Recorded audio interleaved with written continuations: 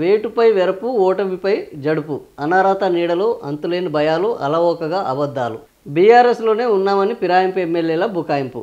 So ఇది ముఖ్యంగా ఈరోజు నిన్న మొత్తము రాష్ట్రం మొత్తము తెలంగాణ మొత్తం ఒక కుదిపేసిన వార్త ఏంది అని అంటే అనర్హత వేటుకు సంబంధించి నిన్న స్పీకర్ కార్యాలయంలో ఒక యాక్టివిటీ జరిగింది.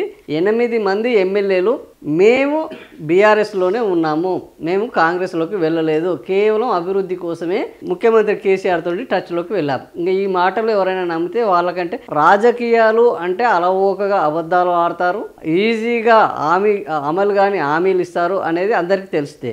కానీ ఈరోజు పరిస్థితి ఏందయ్యా అనంటే వీళ్ళు అడ్డగోలుగా ఎంత అడ్డగోలు అంటే ఎక్కడికక్కడ ఆధారాలు ఉన్నప్పటికీ ఈ ఆధారాలను ప్రజాక్షేత్రంలో ఉన్నా కూడా ప్రజాక్షేత్రంలో ఉన్న ఆధారాలను అడ్డగోలుగా మేము అసలు పార్టీ మారలేదు, పార్టీ కండువాలు కప్పుకోలేదు అని నిన్న వీళ్ళు మాట్లాడే మాటలు చూస్తే మనకు అర్థమవుతుంది. అభివృద్ధి పనుల కోసమే ముఖ్యమంత్రిని కలిశారట. స్పీకర్ నోటీసుకు 8 మంది ఎమ్మెల్యేల సమాధానం. నిన్న 2 తప్ప అందరూ సమాధానం ఇచ్చారు. ఆ 2 ఎవరు అంటే కడియము ఒకరు, ఇంకో దానము రెండో వ్యక్తి. 2 అనర్హత వేటు తప్పించుకునేందుకు అపసోపాలు. ఎమ్మెల్యేల సమాధానాలపై అభ్యంతరాలు ఉంటే 3 రోజుల్లో చెప్పాలన్న సభాపతి కార్యాలయం. ఫిర్యాదు చేసిన బీఆర్ఎస్ శాసనసభ్యులకు లేఖలు. కన్నతల్లి లాంటి పార్టీకి వెన్నుపోటు పొడిచిన జంపు జిల్లాలకు వెన్నులో వణుకు మొదలైంది.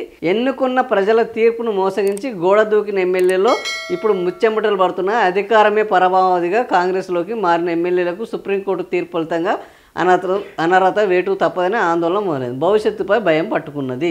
సో ఇది ఓవరాల్గా ఏంది ఇప్పుడు ఈ రాష్ట్రంలో ఉన్న పరిస్థితి చూస్తే అందరికీ అర్థమవుతుంది. రాష్ట్రంలో కాంగ్రెస్ పరిస్థితి ఎలా ఉన్నదంటే జనాలు పీకల లోతు కోపం మీద ఉన్నారు.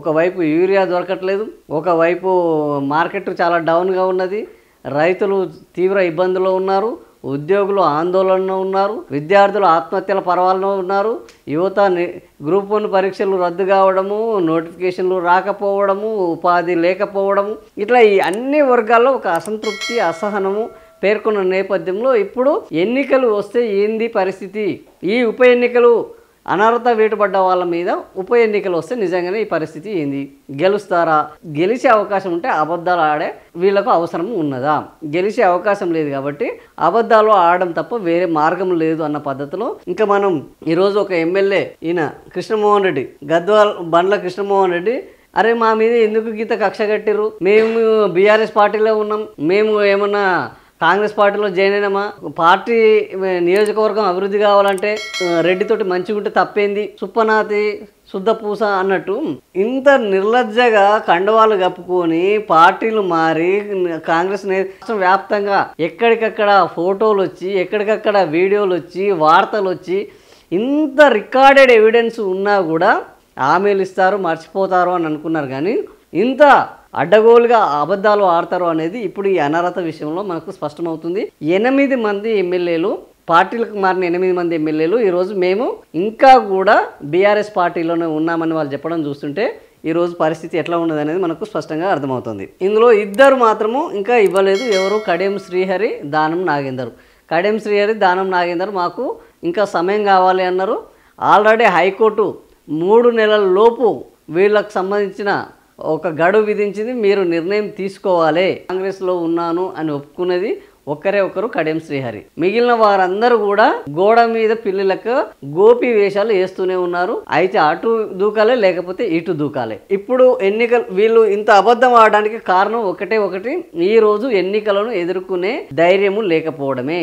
నిజంగానే వీళ్ళు కాంగ్రెస్ పార్టీలోకి మారాలి, కాంగ్రెస్ పార్టీలోకి మారితేనే భవిష్యత్తు అని అనుకుంటే ఉప ఎన్నికలు ఈ రోజు రేవంత్ రెడ్డి పాలన బ్రహ్మాండంగా ఉన్నది, 20 నెలల పాలనలో హామీలు అమలు చేశాము అని అనుకుంటే వీళ్ళు ఉప ఎన్నికలకు పోవడానికి ఎలాంటి భయం లేదు. కానీ ఈ రోజు ఉప ఎన్నికలకు పోతున్నారా అని అంటే ఉప ఎన్నికలకు పోయే పరిస్థితి లేనే లేదు.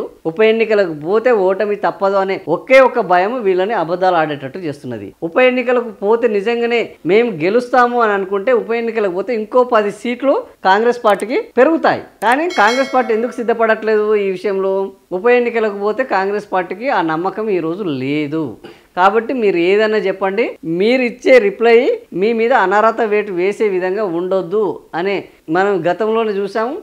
ఇందులో ఒక్క కడియం శ్రీహరి తప్ప 9 మంది ముఖ్యమంత్రి రేవంత్ రెడ్డి సమావేశమై మేము అభివృద్ధి నిధులకే కలిసాము అని బయటకు ఒక లీక్ వార్త ఇవ్వడం జరిగింది. కానీ ఆ రోజు స్పీకర్ ఏం నిర్ణయం తీసుకోబోతున్నారు, స్పీకర్కు మేము ఎలాంటి రిప్లై ఇవ్వాలి, ఒకవేళ ఉప ఎన్నికలు వస్తే మా నియోజకవర్గాల్లో మేము కాంగ్రెస్ పార్టీలోకి మారడం వల్ల ఇన్ని నిధులు వచ్చాయి అని చెప్పుకునే విధంగా ప్రభుత్వం కూడా మాకు నిధులు ఇవ్వాలి అని వాళ్ళు ఆ రోజు అడగడం జరిగింది. ప్రభుత్వం కూడా దానికి సిద్ధమైంది. కాకపోతే ప్రభుత్వం దగ్గర డబ్బులు లేవు. ప్రభుత్వానికి డబ్బులు ఇవ్వాలి, నియోజకవర్గాలను డెవలప్ చేయాలి అని ఉన్నా కూడా కుండలో ఏమీ బువ్వలేదు.